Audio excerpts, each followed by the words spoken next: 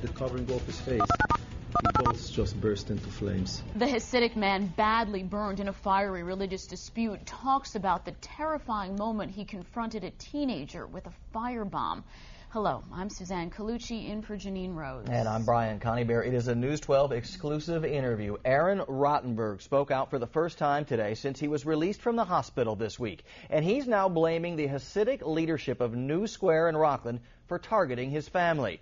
News 12's Carolyn Rowe has the story you'll see only on 12.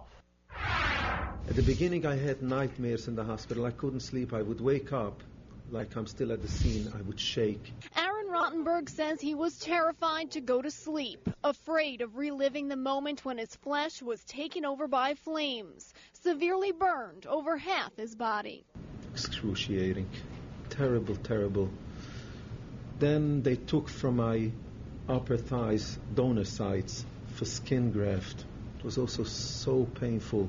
Rottenberg says it's still hard to talk about the attack that happened last month when he ran outside after his son spotted someone approaching their New Square home. He could smell gas and saw someone in the woods. At the covering off his face, we both just burst into flames. 18-year-old Shaul Spitzer has been charged with attempted murder. Rottenberg says this all stems from the fact he didn't worship at New Square's main synagogue, angering Hasidic Grand Rabbi David Twersky. I don't know if he said burn down the house, but it's definitely that he wanted that I shouldn't continue going and that I should move out of there.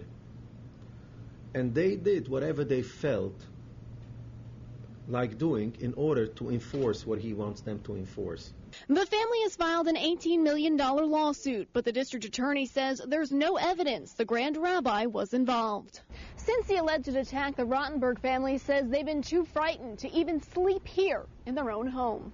Aron Rottenberg spoke to us at a hotel he asked us not to name out of fear of retaliation. He called New Square home for almost 40 years, a community he describes as isolated. They're stuck in that place. Their whole brains are programmed into that place, and that's all they know. He says he and his wife may one day return, but his married daughter has chosen to settle elsewhere. He hopes the same for his other children. I'm telling you, most people in the community are nice people, right? But I still don't feel it's good for my kids to live in that community because of the things that's going on. I want them out of there. I want them to be religion and enjoy their life, have freedom, have a good life, a good time. Carolyn Rowe, News 12. Well, Aron Rottenberg has undergone multiple skin graft surgeries and still has months of painful rehabilitation ahead. The suspect, Shaul Spitzer, was also burned in the attack. He is back home in New Square, where he's worked as the Grand Rabbi's butler.